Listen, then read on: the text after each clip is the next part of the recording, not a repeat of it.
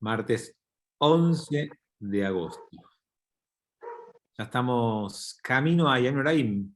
Falta poco para la temporada alta que tenemos. Vamos a compartir la pantalla. Puede ser que hayamos llegado hasta aquí, hasta el capítulo 21 de Vaikra, el versículo 10. Sí, dijimos que íbamos a empezar de ahí. Perfecto, buenísimo.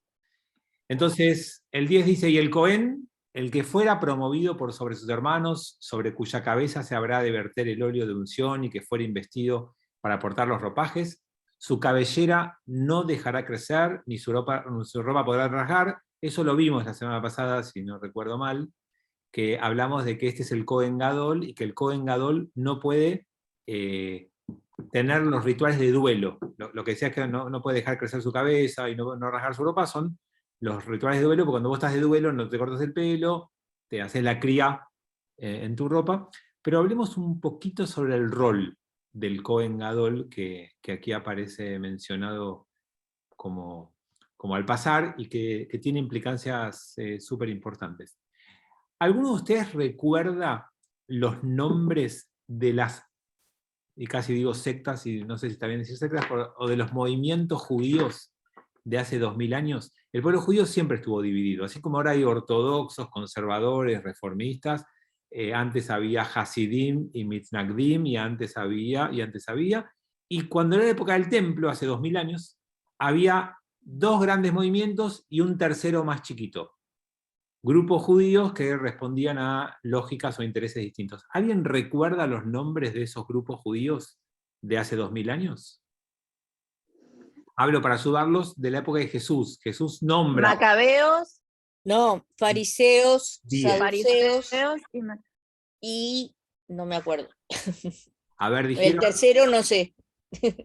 Tunitas, Fariseos, ¿no? saduceos. Muy bien. Fariseos, prushim en hebreo, saduceos, tzdukim en hebreo, y el grupo que les falta, ¿alguno? Ese.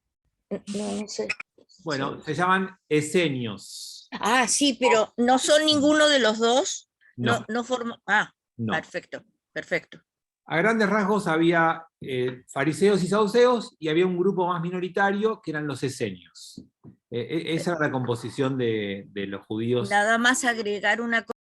Los esenios son los que vivían o se movían en en la zona donde se encontraron los rollos del Mar Muerto, ahí en Ese esa era el grupo más extremista de los esenios que llevó a cabo la idea de aislarse, separarse, y se establecieron por la zona de Qumran, y nos quedaron allí después los manuscritos o los rollos del Mar Muerto, como se los suele llamar, que son producto de la biblioteca de los esenios aparentemente.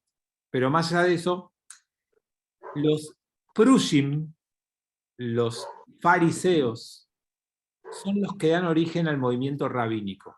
De allí viene el mundo rabínico. Y de hecho, Jesús es parte de ese grupo. Aunque es disidente en algunos aspectos y critica en algunos aspectos, es parte de ese mundo rabínico fariseico. El otro grupo, que se llaman saduceos o tzdukim, son los que eran los sacerdotales. Era el movimiento judío que sostenía, mantenía, apoyaba, y generalmente eran los Kohanim.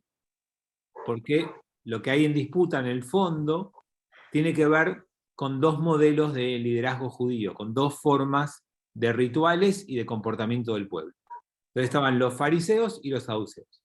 Los saduceos, tzdukim, viene del nombre Tzadok. Y Tzadok fue el primer Cohen Gadol que estableció Shlomo cuando construyó el primer templo de Jerusalén. O sea, todo lo que les acabo de contar, que es una excusa para contarles cosas del pueblo judío y demás, que ahora sí quieren hablar un poquito más de los esenios, es para contarles que el primer Cohen Gadol en tener funciones en el templo de Jerusalén, que es donde realmente el Cohen tenía una función muy específica, se inaugura en la época de Shlomo, cuando construye el primer templo de Jerusalén hace 3000 años, y el que ocupó ese primer cargo de Cohen Gadol en esa primera instancia se llamó Tzadok. ¿Cómo se era Cohen Gadol? El primer Cohen Gadol antes de Tzadok fue Aarón, y el puesto era hereditario. Nuevamente estamos hablando de una patrilinealidad y de una casta, de un grupo cerrado que heredan los cargos, los lugares, los títulos, y si bien era la propuesta, no siempre funcionaba así. ¿Por qué? Porque había movimiento de plata y de poder, y cuando hay manejo de plata y de poder, hay miseria humana. Entonces, había Cohen Gadol puesto por una jerarquía hereditaria, pero cuando no les gustaba o había alguien que disputaba el poder, por $300 mandás a matar a alguien, ya está. Ya, no es ningún invento nuevo, las mafias y ese tipo de cosas. Hubieron también en el pueblo judío, como en todos los pueblos, y hubieron épocas donde el Cohen Gadol era respetado, tenía buen nombre, administraba, conducía, lideraba, y hubo épocas donde el que ejercía el cargo no estaba a la altura, o había mucha miseria en otros que provocaba cambios y movimientos. Sepan que en la antigüedad era un cargo súper importante porque administraba los fondos del templo. Y administrar los fondos del templo es administrar las donaciones de la gente, los aportes, que en términos de hoy en día es como la AFIP. Pero la AFIP no lo administra, simplemente recauda, pero es quien recaudaba los impuestos y los atesoraba. Así que imagínense el poder que tenía esa persona. No es solo un poder espiritual, no solamente un liderazgo religioso, no era solamente una persona que estaba ahí y era respetada y valorada por sus conocimientos, por su sabiduría, por su temple, por su... No, también tenía mucho manejo económico. El templo tenía los depósitos de los recursos, el oro, el dinero, la plata, las monedas, se guardaban allí, y el Cohen Gadol administraba esos fondos. Así que es una figura muy fuerte, política y económicamente. Era un liderazgo central del pueblo de Israel. Y ejerció ese liderazgo el Cohen Gadol durante mucho tiempo, más de 1000 años, unos 1200 años hubieron Kohanim que estuvieron en ese lugar con mucho poder.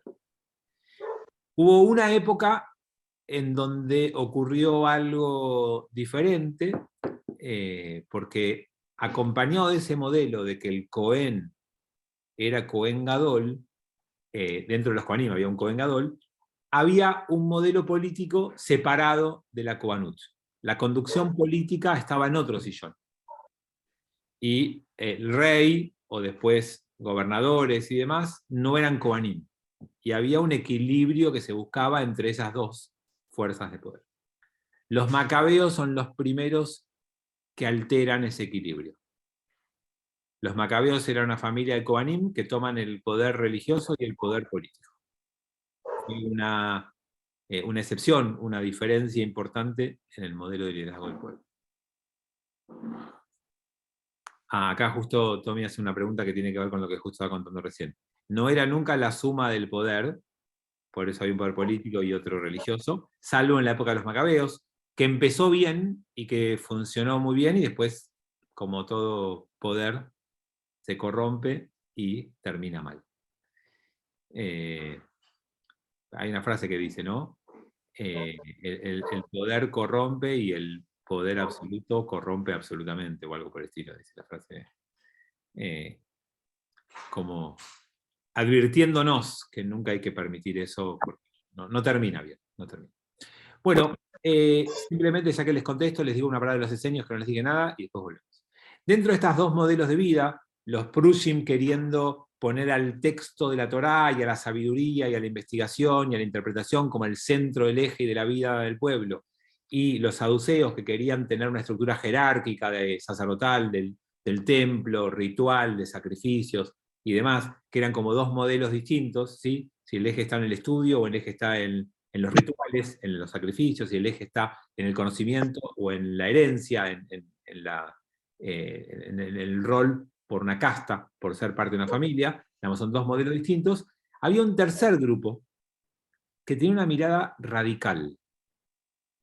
No radical en la Argentina, del Partido Radical, sino radical extrema, muy de izquierda en términos políticos de hoy en día, donde entendía a este grupo de gente que había que abandonar la vida de los bienes materiales, que había que retirarse a una vida de contemplación y espiritualidad, que había que abstenerse de las transgresiones, que las ciudades estaban corruptas, que había mucha, alrededor del mundo había mucha miseria por materialidad, por ambición, por búsqueda de plata. Vamos, había una mirada en eso, que con esa búsqueda de pureza incluso proponían un ideal de celibato, proponían un ideal de abstinencia, de separación, y había gente que militaba en esto, pero sin tomarlo a la pie de la letra, y grupos que sí lo tomaban al pie de la letra, construyeron comunidades esenias, de las que hablaban al principio en Qumran, cerca del Mar Muerto y demás, que es como el grupo más fanático que realmente puso esto en práctica. Hay alguna de las teorías históricas que dice que aparentemente Jesús pasó alguna temporada con los esenios, y hay coincidencia en algunas de las ideas de Jesús con la de los esenios, cosa que antes no se sabía. Durante casi 2000 años se creían que eran ideas originales de la fundación del cristianismo, y cuando aparecieron los rostros del Mar Muerto, que fueron muy combatidos por las grandes instituciones religiosas.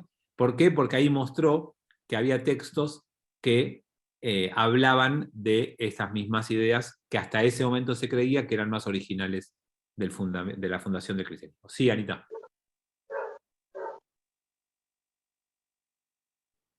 Ay, perdón, no me podía desmutear. Sí, San Juan Bautista se sabe que estuvo, por lo menos cuando yo estuve ahora con Adolfo Roitman, cuando fui a Israel, nos dijo, Jesús no hay pruebas, pero sí San Juan Bautista.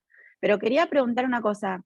Yo tengo entendido, no me acuerdo si en una de las clases que tuve en Israel o dónde lo escuché, que los esenios eran los que se habían escapado en Hanukkah del templo cuando pasó todo esa guerra, que bueno, que se expulsó a los sirio-persas, ¿no?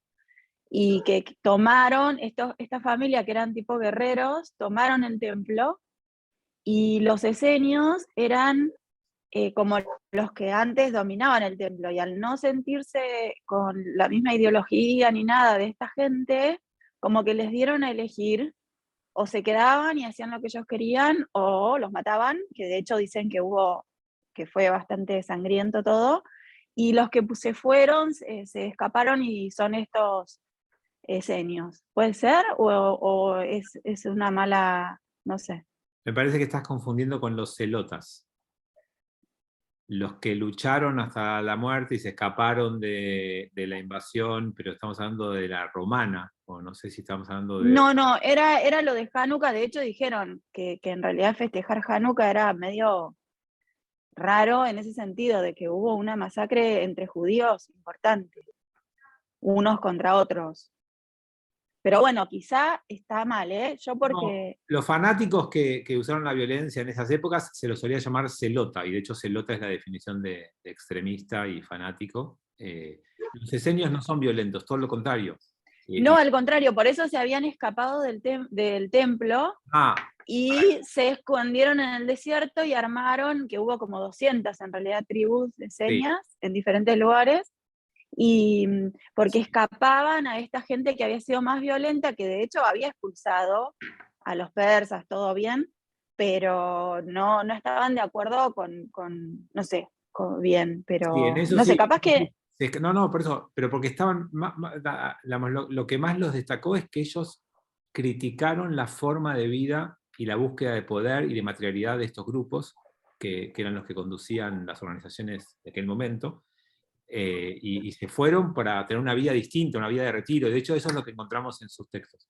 Y una cosa que quiero resaltar, que Anita nombró a alguien que es una persona muy importante, que es el principal curador de los rollos del Mar Muerto, el que está en la cabeza de este museo en Israel, que es un argentino que se llama Adolfo Roitman, y es un capo. Digamos, hizo Aliyah hace muchos años, pero es argentino, y ocupa un lugar muy destacado en los rollos del Mar Muerto y en el museo. Así que si alguno tiene la posibilidad de ir a Israel alguna vez y tiene la posibilidad de estudiar algo con él, vale mucho la pena. Sí, Armando. Sí.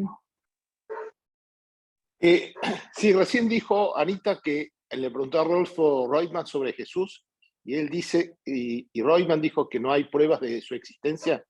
No entendí bien. No, de su existencia no. Con los esenios. No hay, claro.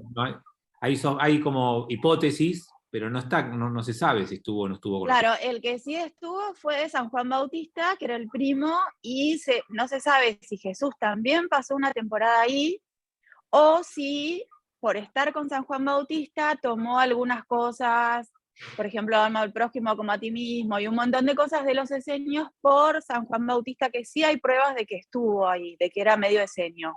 Eso es lo que nos dijo Adolfo. Espera, no está en duda ama a tu prójimo, eso es de la Torá.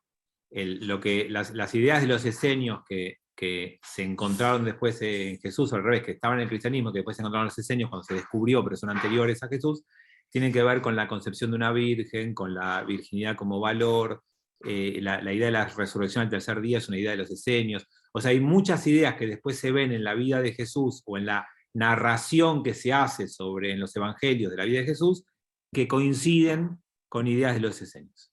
Entonces ahí dice, ¿habrá sido que convivió con ellos? ¿Habrá sido que lo aprendió, como decís vos, o lo aprendió a través de un tercero con el que sí hubo contacto? Esa es la discusión. Pero no respecto a ama a tu prójimo, porque eso está en la Torá, eso sí era conocimiento público. No, yo no digo que eso estaba en duda, sino que Jesús lo usaba mucho y también los esenios. Está bien, pero eso es una fuente de la Torá. Entonces sí. no hay duda de cómo le llegó. Lo que en la historia, cuando se estudian estas cosas, y les voy a decir algo como muy de conocimiento general, muy poca gente inventa cosas nuevas. Muy poco. La mayoría es tomar algo que ya existe y darle un pequeño giro, un pequeño vuelco, hacer alguna pequeña desviación o interpretación, pero no aparecen ideas de la nada. Traten de pensar si alguna vez a ustedes se les ocurrió una idea de la nada. Una idea revolucionaria que nunca escucharon a nadie, que no vamos a encontrar, es muy difícil. Entonces, cuando aparecen ideas en la historia, hay que buscar de dónde vienen. Así estudia muchas veces la historia para entender los procesos. Entonces, cuando aparecían estas ideas del cristianismo y se las empezó a estudiar, parecían más originales, parecían como que no respondían a las fuentes judías clásicas. Entonces, se pensó mucho tiempo que había ahí una originalidad que no tenía conexión con las fuentes judías de esa época. Cuando aparecieron los rollos del Mar Muerto y cuando se descubrió que esas ideas que Jesús manifestó en el siglo I o se pusieron por escrito en el siglo II o III en los textos de los evangelios y después de los padres de la iglesia, se descubrió que en el -1, -2 ya estaban esas ideas en los esenios. Esa es la importancia de estas cosas. Entonces, ¿qué pasó? Si Jesús estuvo en esa época y estuvo en esa zona y aparecen textos anteriores con esas ideas, bueno, hay que encontrar la conexión. Y entonces ahí es donde se estudia, ¿Jesús habrá estado con ellos? ¿Habrá habido alguien que sí tuvo contacto con Jesús, que sí estuvo con los esenios? Así es como se estudia la evolución de las ideas y cómo se piensan estas cosas. Bueno, los que niegan la relación de Jesús con los esenios dicen que la relación fue con Juan el Bautista. Pero por eso hay que encontrar ese conector. Lo importante, digamos, la verdad, a mí me parece que lo importante no es si Jesús estuvo o no estuvo con los esenios, es entender que el cristianismo responde a los procesos habituales de desarrollo de las ideas, donde hay ideas en un pueblo y hay un grupo que elige priorizar unas por encima de otras y se va separando porque va eligiendo eso. No es que es un invento de la nada, no surge de la nada. Es continuidad con impronta propia. ¿Sí? Y eso es de alguna manera lo que podemos encontrar acá. Y no cambia nada si fue por Juan o por Jesús. Para mí, no estamos hablando de personas o de creencias religiosas. Estamos hablando del desarrollo de las ideas y la conformación de las creencias en los pueblos. y en eso ya el nombre de la persona no afecta. Bueno, nada, quería contarles algo de la figura del Cohen Gadol, me parecía que estaba bueno que ya que aparecía, contarles qué hacía, qué se dedicaba, cómo evolucionó en la historia, y fue un lugar de suprema importancia hasta la destrucción del segundo templo, y ahí empieza en declive total y en ascenso total el mundo rabínico y la función de los fariseos como los que van a continuar con la conducción del pueblo. Bien, volvemos. Y hasta ninguna persona muerta habrá de allegarse, por su padre y por su madre no habrá de impurificarse. Y así como a los Kohanim leímos la semana pasada, me imagino que se lo acordarán perfectamente, que un Kohen no se contamina con la muerte, salvo por sus familiares cercanos. ¿Se acuerdan que vimos que ahí había excepciones? Bueno, en el Kohen Gadol, no. Ni por la madre ni por el padre. La función es de tal importancia y su predisposición a estar en funciones tiene que ser tal que no debería impurificarse por nadie para poder siempre estar listo y preparado para la función. Recuerden siempre que esto es como kashrut. ¿Vieron que en kasher vos decís, yo tengo una vajilla que es para carne y tengo una vajilla que es para leche? Y te dicen, nunca puede apoyarse la leche, la vajilla de leche con algo de carne. ¿Está bien? Pero ¿qué pasa si toca? Si un cuchillo de leche toca la carne, ¿lo tirás? No, lo tenés que volver a cayerizar. Y después el mundo rabínico te enseña que si es un cuchillo lo tenés que clavar 10 veces en la tierra, que si es un plato lo tenés que tirar con agua caliente, hacerle galá, que si es una olla la pones al fuego. O sea, hay siempre una forma, pero te dicen, esperá, no impurifiques lo de carne con la leche o al revés, pero si pasa, hay un camino para cayerizarlo. Acá es lo mismo, que el Cohen Gadol no se impurifique con la muerte. Bueno, el Cohen Gadol está en una habitación y se muere una persona en el momento. Y bueno, le pasó. El mandato es, mirá, cuidá de no caer, pero si caes, hay una forma. ¿Y cómo se purifica un Cohen que estuvo en contacto con la muerte? O cualquiera de nosotros, con la mikve. Tiene que ir a la mikve, esperar que se pase el día y después ya. O sea, lo que les quiero decir es que todos los mandatos de la Torá están puestos para que sean tu decisión de comportamiento y conducta, pero si fallás, hay un camino de reparación. Es como la teshuvá, es como el arrepentimiento y la corrección de los errores que hemos cometido. No te dicen, ¿sabes qué? Transgredí tranquilo, total después compensás. Y tampoco te dicen, no transgredas porque cualquier transgresión, pena de muerte. Es un equilibrio, es comportate que el Cohen Gadol nunca se impurifica con la muerte, pero si pasó algo que no pudo manejar y quedó impuro, habrá un camino de purificación, ¿no? Que es como una propuesta de vida que tenemos que incorporar para no ser tan fanáticos. Sí, Claudio, perdón que no vi tu mano.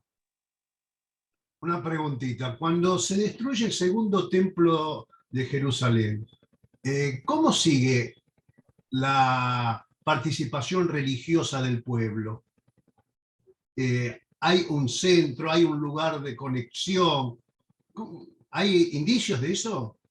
Sí, antes no se sabía, después la arqueología nos enseñó que las sinagogas o centros de espiritualidad, de rezo, los centros para juntarse y rezar, nacieron antes de la destrucción del segundo templo.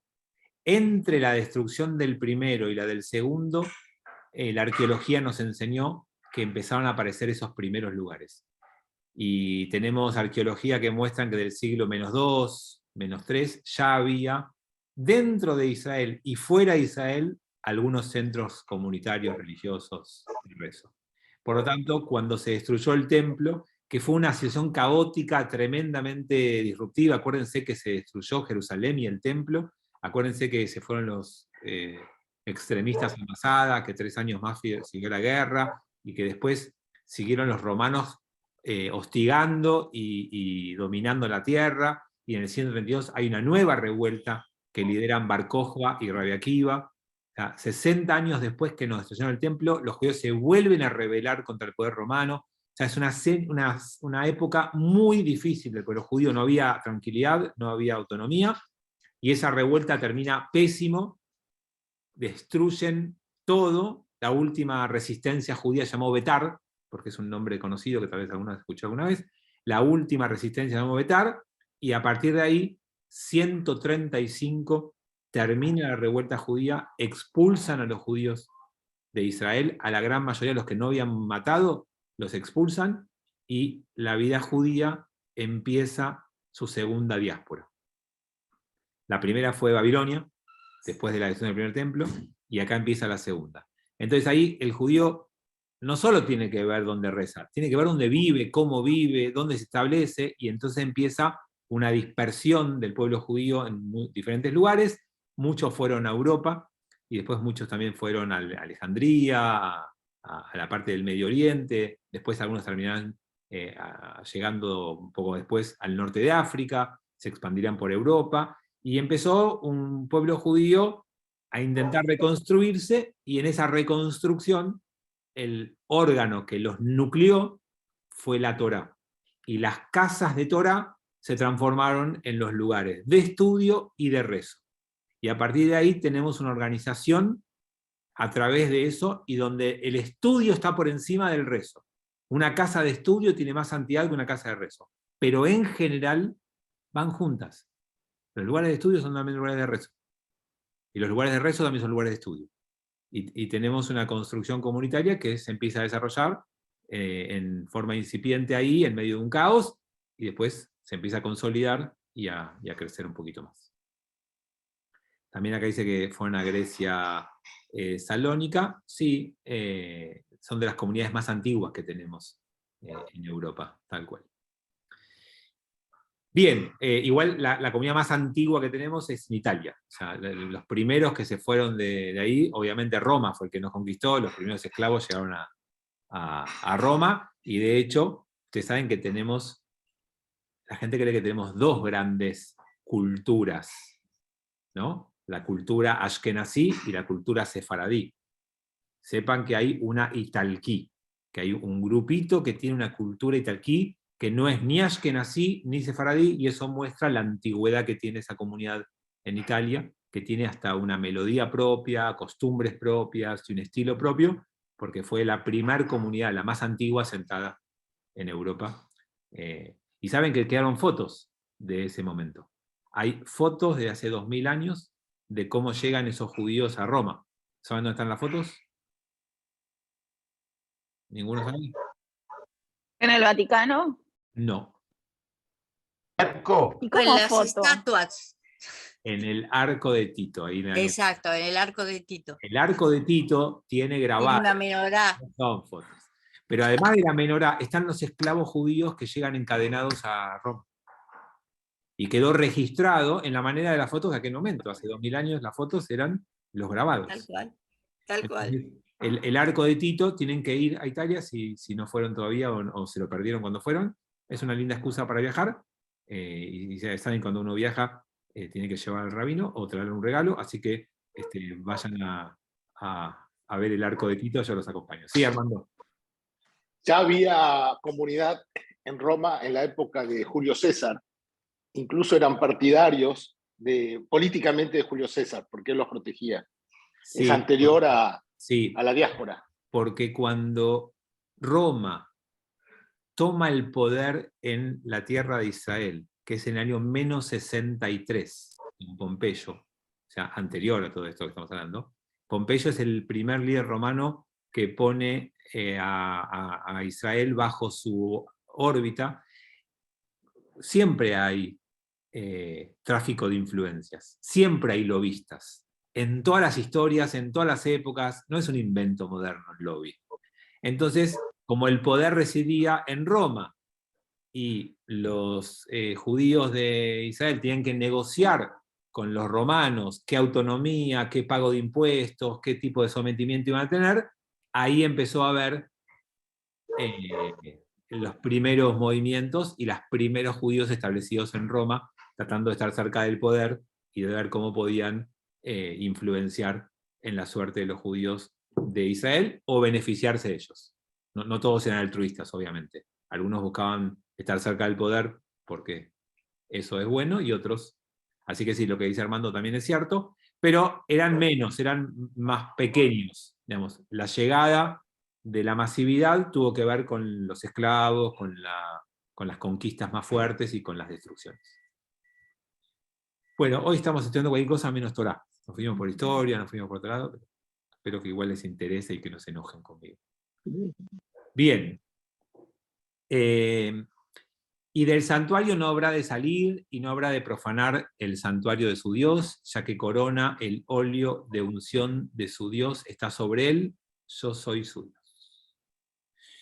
Bueno, y esto es muy simbólico del pueblo judío. Las personas que ocupan lugares destacados son ungidos con aceite, y eso es como una especie de corona. El verter aceite en la cabeza de la persona lo coloca en un lugar de relevancia. Al rey se lo ungía, al sumo sacerdote se lo ungía, y al Mashiach, cuando venga, se lo va a ungir. Esa es la manera de aquel momento de destacar el rol de una persona. Y cuando vos tenés un rol de esos destacados, tenés que cuidar el lugar, porque no es solamente que está en juego tu prestigio, honor o entereza, o lo que fuera, sino también la del cargo que ocupas. Entonces, el Cohen Gadol es el encargado de mantener el buen nombre de él y del templo. Entonces, fíjense la responsabilidad que tiene. Por eso, la unción con aceite, como para darle esa relevancia y para que te entienda que tiene esos cargos. Entonces, ¿alguno vio la serie, hablando de series al principio del coso, del espacio, de la reina de Inglaterra? Que tiene un montón de temporadas. Esa es súper recomendable si no la vieron. Es muy interesante. Uno debería preguntarse, ¿es un privilegio y un espectáculo ser rey? Y cuando vos ves la vida de esa mujer, no tuvo ningún privilegio. Por supuesto que tenía la mejor comida, la mejor... pero tenía que cumplir, o sea, lleva la corona todo el tiempo. Y vivir con la corona puesta implica responsabilidad, exposición permanente. Entonces es verdad que esos lugares traen privilegios, pero traen una carga tremenda. Es mucho mejor a veces ser el cónyuge y hacer la tuya, como en algún momento se ve que hace el marido de ella, pero los cargos que parecen un privilegio son una tremenda carga. Entonces sí, el Cohen Gadol, buenísimo, lo honramos, lo ungimos, está en la cabeza, bueno, pero ¿sabes qué? No sale del santuario. Su función es llevar el santuario con él a todos lados. Él no va a ningún lugar sin su santuario. Él queda marcado y tiene a partir de allí toda una carga que es compleja. Y cada uno de nosotros en su nivel le pasa lo mismo. Cuando vos formás una familia, decís, ay, qué bueno, ahora tengo hijos y tengo cónyuge o tengo familia. Bueno, también, pero ojo, porque lo que hagas los afecta a ellos. Vos cuando vas, sos el papá de, el hijo de, el marido de, el esposo de. Entonces, en lo micro pasa. Bueno, cuando alguien de ustedes es, qué sé yo, director de un hospital, lo que hace habla de ese hospital. Cuando alguien de ustedes es dueño de una fábrica, una empresa, lo que hace habla de la empresa.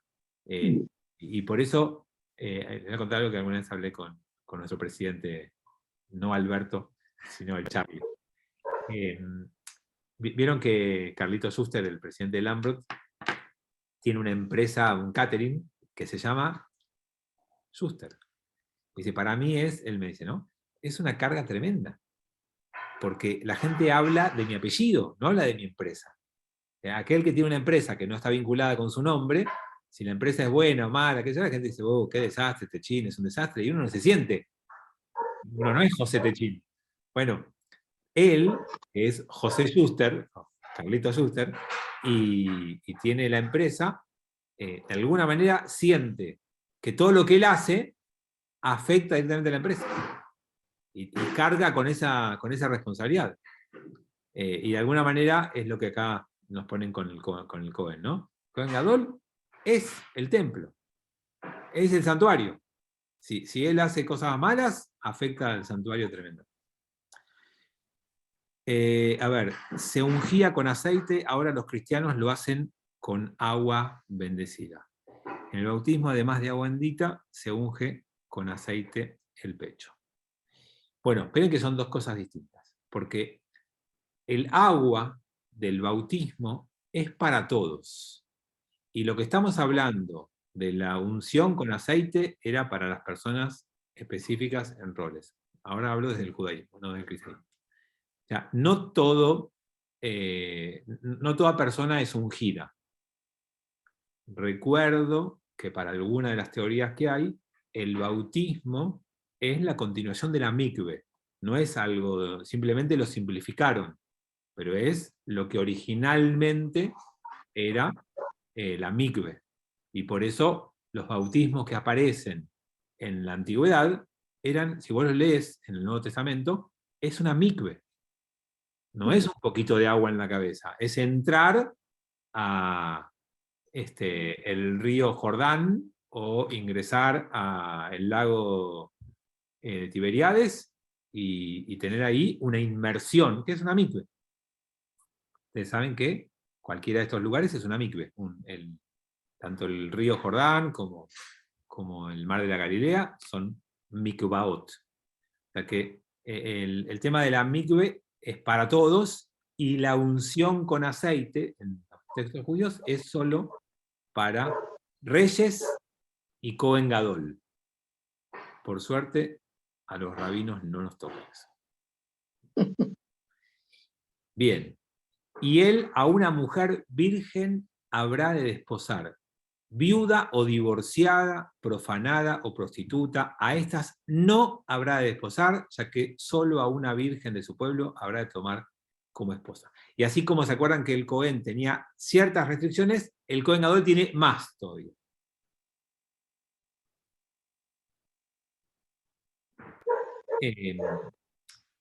¿Por qué? Bueno, obviamente que en la antigüedad el valor más alto que presentaba una mujer para casarse era su virginidad. Yo sé que hoy cuesta entenderlo, porque hoy no es así. Digamos, hoy cuesta encontrar una chica virgen para casarse. Digamos, nosotros hacemos casamientos en Lambert. El 102% de las parejas que nosotros casamos conviven. Cambió un poquito la práctica. Pero en aquel momento la virginidad era un valor, el más elevado. Y si la mujer no tenía virginidad, los candidatos a los que podía aspirar eran peores. Yo sé que suena feo decirlo, pero en el mercado de los casamientos eran los valores que había en aquel momento. Entonces, el Cohen Gadol tiene que tener el valor más elevado de aquel momento. Y casarse con una chica que no conoció hombre, que es jovencita, que está recién salida de la educación de los padres y que va a formar una familia con él. No una familia ensamblada. No una familia que hay que ver cómo engancha. Ese es el punto. Es alguien que nunca tuvo hijos, que nunca tuvo relaciones, que nunca conformó una familia con nadie y que va a tener con el Cohen Gadol la primer familia de su vida. Los que van por segunda vuelta o tercera saben que construir una nueva pareja es un desafío distinto, hay cosas que no espera, hay cosas que tiene que bancarse, hay cosas que no maneja, es como un armado distinto por vida previa. Acá me preguntan por qué sé tanto de esas cosas. Y porque yo averigüé, estuve leyendo por si me toca. Entonces, el Cohen Gadol tiene que formar esa familia de esa manera. De vuelta, es una costumbre más de época que de la vida actual, y de hecho el cargo no está más, no existe más, ¿sí? Es una época de hace 2000 años que terminó. Bueno, y no habrá de profanar a su descendencia en su pueblo, ya que yo soy Adonai, Esperen, ¿me salté algo? No. Y no habrá de profanar a su descendencia en su pueblo, ya que yo soy Adonai el que lo consagra. O sea, si toma una mujer que no corresponde, profana su descendencia. O sea, el Cohen Gadol le va a hacer heredar a su hijo el título. Si el Cohen Gadol no tiene hijos con quien debe tenerlos, profana su descendencia y pierde ese lugar. ¿Sí? Para mantener la Kohanut tiene que cumplir con esa norma y por eso le pide que no la transgreda para no profanar a su descendencia. Habló diciendo, habla Aarón diciendo, un hombre de tu descendencia por sus generaciones que tuviere defecto no habrá de acercarse para ofrecer sacrificio ante su Dios, ya que todo hombre que tiene defecto no habrá de acercarse. Un hombre no vidente, cojo, chato, deforme, un hombre que tuviere rotura de pierna, o rotura de mano, o jorobado, o enano, o enfermo de los ojos, o de sarna, o de tiña, o de testículos aplastados. Todo hombre que tiene defecto de la descendencia de Aarón, el Cohen, no habrá de acercarse para ofrecer los sacrificios de Adonai. Defecto tiene él, el sacrificio de Dios no se acercará a profanar. Nuevamente, tenemos que entender las prácticas en los contextos de las épocas. Las diferencias físicas de las personas que nos hicieron a nosotros tener que aprender a nombrarlas. Y hubo un tiempo en donde se decían personas discapacitadas. Y después se dijo, no, está mal decir así, pero esto pasó hace poco. Y se dijo, son personas con capacidades distintas. Y después dijo, no, también está mal así. Son personas que tienen una discapacidad. Nos costó encontrar la manera de nombrarlas en los últimos años. Y esto va a seguir seguramente, tal vez encontrándole una manera distinta de ser dicha. ¿Por qué? Porque nosotros como seres humanos tratamos de ver a la humanidad dentro de ciertos rangos. Y cuando alguien está fuera de esos rangos, llama la atención, es distinta y hace que uno tenga que reacomodar su manera de ver y de entender. En la experiencia que nosotros hacemos en Lambrot, cuando uno forma parte de un grupo donde hay gente que está fuera de los rangos medios de los valores más frecuentes de una población, enriquece. Y está buenísimo. Y te permite a vos crecer con más sensibilidad y con más valores, porque aprendés a valorar y a respetar la diferencia. Pero todos esos valores son del siglo XXI. Ponele de mediados del siglo XX. Pero antes, la diferencia distorsionaba, llamaba la atención, quitaba la mirada, hacía que la gente perdiera el ímpetu o la dirección con la que venía, porque te distraía. Entonces, eran sociedades que le asignaban a las personas que tenían ciertas diferencias físicas lugares distintos en la sociedad. Era algo que ocurría.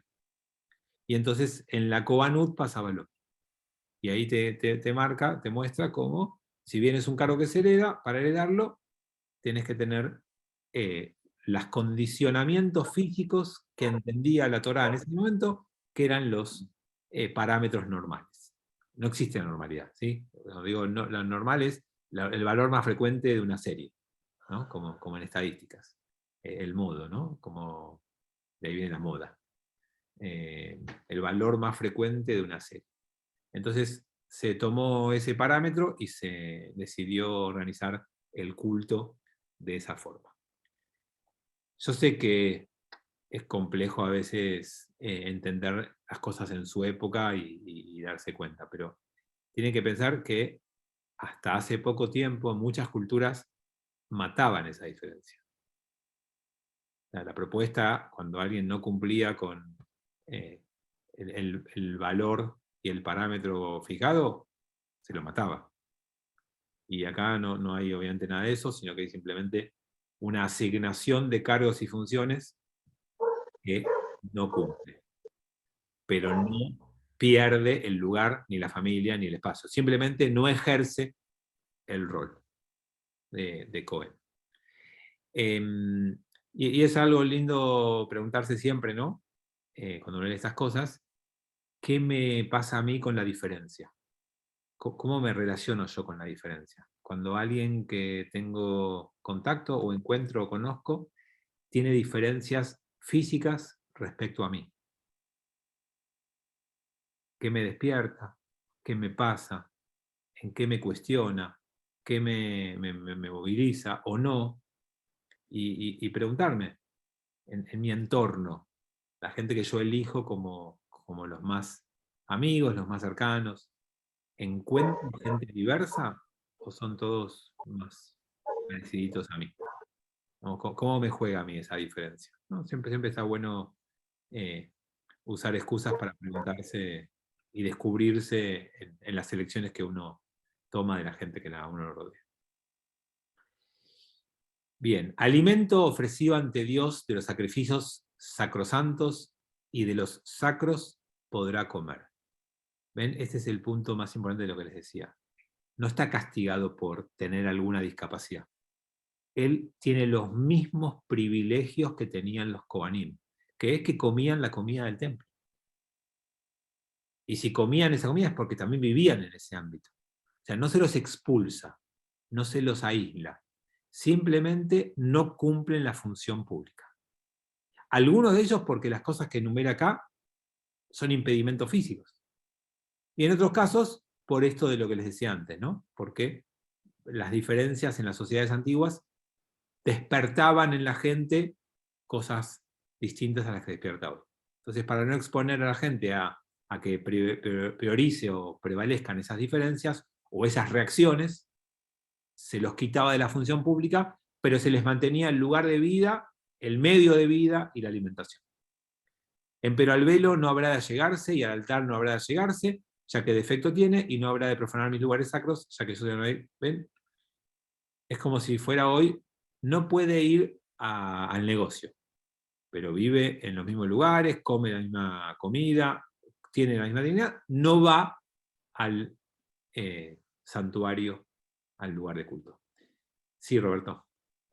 El antisemitismo no tiene la misma raíz de buscar diferencias en el otro, inclusive en algún momento físicas, o sea, se le daba atributos físicos al judío que lo hacían no deseable, y creo que tiene un poco la misma raíz, ¿no? De no aceptar culturas diferentes y después asignarle cualquier cosa, inclusive diferencias físicas. Sí, sí, todos parten de la discriminación y discriminás al distinto. Y cuando discriminás al distinto, y el antisemitismo es una de las formas de discriminar al distinto, pones en la diferencia la razón de tu discriminación.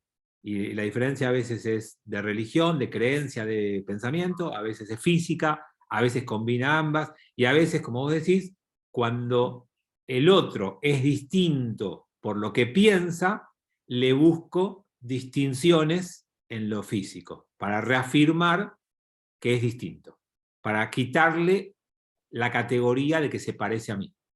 Y no puedo no contar, y le dejo a Armando que también me pidió la palabra, pero no puedo no contar algo que me pasó a mí hace varios años, que puede ser que se haya contado, porque es de las cosas que más me impactaron en mi vida. Hace varios años una familia de Lambert tenía una chacra, un lugar en Varadero, y un par de veces nos la prestó como familia, y fui con Puchi, que está acá al lado mío, y con las chicas. En ese momento con Tami sola, creo que la primera vez, y el lugar tenía nada, ciertas comodidades, y tenía un casero, o no sé cómo llamarlo, que era el que te hacía el asado, el que preparaba el caballo cuando querías dar una vuelta. Y entonces, digamos, una de las veces que fuimos, le pedí si podíamos ir a andar juntos a caballo, me dijo que sí, preparó 2 caballos, nos subimos y salimos, ¿no? Creo que fue la kipá más veloz de Varadero esa semana. Y anduvimos a caballo un rato, que sé, cuando viste, te quedas solo con él y charlas, en un momento me dice, ¿le puedo hacer una pregunta? O sea, se generó cierta confianza, intimidad. Digo, sí, por supuesto. Porque usted es de los judíos, ¿no? Sí, sí, yo soy de los judíos. Me dice, ¿es verdad que ustedes tienen una piel entre los dedos y una cola que les sobresale atrás? Y me lo preguntó, obviamente, no desde la agresión, la maldad, la violencia. Lo implementó desde una educación basada en lo que recién nos decía Roberto, en la idea de que al otro, como es distinto en lo que cree o en lo que piensa, le voy a atribuir diferencias físicas. Y él me preguntaba ingenuamente si es verdad que somos distintos físicamente. Obviamente que le mostré que tengo una cola entre las piernas y que tengo unas membranas en los pies, pero en las manos no, me las saqué. Acá me hice cirugía y me las saqué, pero tengo en los pies que... Por eso siempre me van a ver con medias. Armando.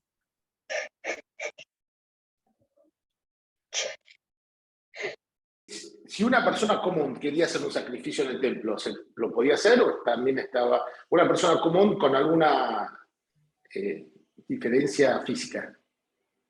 Las personas comunes, o sea, no Kohanim, no hacían los sacrificios. Llevaban, entregaban, y el sacrificio lo hacía el Cohen en tu nombre. Así que sí, cualquier persona podía acercarse hasta el lugar que podían entrar las personas comunes. Después ya era un ámbito especial de los Kohanim. Las personas que en nuestro término correcto es Israel, somos Kohanim, Levim o Israel. Los que somos Israel, no importaba si tenemos algún defecto físico o no, porque entregábamos nuestro animal, el que no podía tener defecto físico era el animal. Los animales con defectos físicos no se pueden ofrendar tampoco. Entonces entregábamos el animal y el Cohen llevaba a hacer el corbán, el sacrificio. Así que sí, podían hacerlo normalmente porque ellos no hacían el sacrificio, sino que entregaban el animal. Bueno, último, así terminamos el capítulo, que no es nada, que es decir, simplemente habló pues a Adonai a Aarón y a sus hijos y a todos los hijos de Israel. Y con esto cerramos el capítulo 21 y nos quedamos la semana que viene con el compromiso de empezar el 22. Así que si alguno tiene ganas de adelantar y de estudiarlo y de buscar interpretaciones, explicaciones, los invito a hacerlo. Y si no, los invito a que nos veamos mañana en Shabbat o el jueves que viene en este mismo espacio. Hasta mañana, Raúl. Gracias. Estén bien. Gracias, Fabián. Muchas gracias. Abrazo a todos. Chau, chau.